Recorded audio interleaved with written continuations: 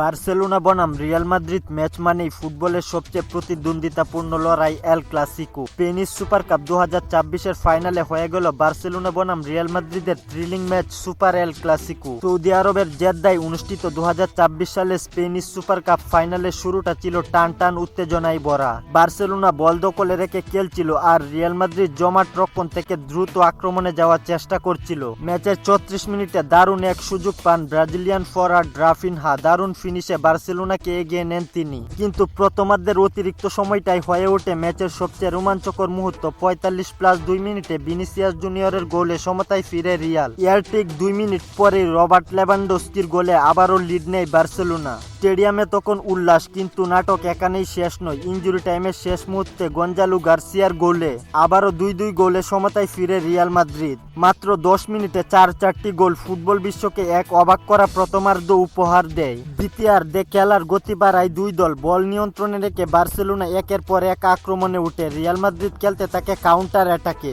দুই দলই বেশ কিছু গুরুত্বপূর্ণ সুযোগ হাতছাড়া করে। ম্যাচের 73তম মিনিটে আবারও দৃশ্যপটে ব্রাজিলিয়ান তারকা রাফিনহা তার দ্বিতীয় গোলই ম্যাচের মোড় ঘুরিয়ে দেয়। 3-2 ব্যবধানে এগিয়ে যায় বার্সেলোনা, আর এই লিড শেষ পর্যন্ত ধরে রাখে তারা।